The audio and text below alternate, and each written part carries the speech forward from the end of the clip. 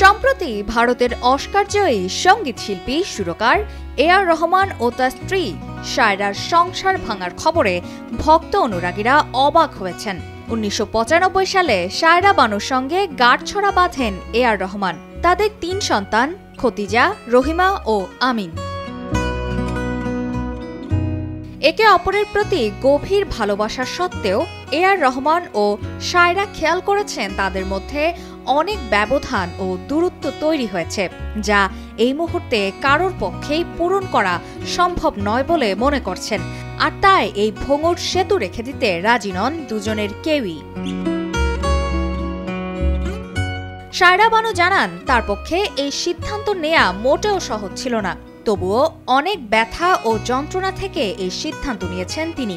এই মুহূর্তে গোপনীয়তা রক্ষা এবং তাদের একান্তে ছেড়ে দেওয়ার অনুরোধ জানিয়েছেন তিনি। এদিকে এ.আর রহমানের বিচ্ছেদের খবরের কয়েক ঘন্টা পর সোশ্যাল হ্যান্ডেলে সঙ্গীত পরিচালক শামীম মার্ক হার্টসাচের সঙ্গে যৌথ পোস্টে বিচ্ছেদের ঘোষণা দেন গিটারিস্ট মোহিনী। একটি পোস্টে তিনি লেখেন, ভারাক্রান্ত হৃদয়ে আমি আর মার্ক ঘোষণা করছি যে আমরা আলাদা হয়েছি। প্রথমত, আমাদের বন্ধু এবং পরিবারের প্রতি প্রতিশ্রুতি হিসেবে জানাই, এটি আমাদের পারস্পরিক বোঝাপড়া। যদিও আমরা এর পরেও দারুণ বন্ধু থাকছি, কিন্তু আমরা দুজনেই জীবনে ভিন্ন জিনিস চাই এবং পারস্পরিক বোঝাপড়ার মাধ্যমে সিদ্ধান্ত নিয়েছি বিচ্ছেদের।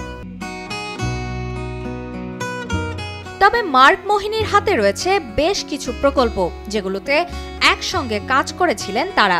এই বিচ্ছেদ সেসবে কোনো ব্যাঘাত ঘটাবে না বলে উল্লেখ করে এই বেজিস্ট লিখেছেন, একসঙ্গে কাজ অদূর ভবিষ্যতে থামছে না। মোহিনী এ.আর রহমানের টিমেই কাজ করেন, আর এ কারণেই নেটিজেনরা দুয়ে দুয়ে ৪ মেলাতে শুরু করেছেন।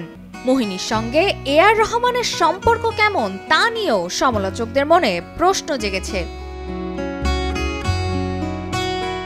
অপর্ণা বর্ষা, কালের কণ্ঠ।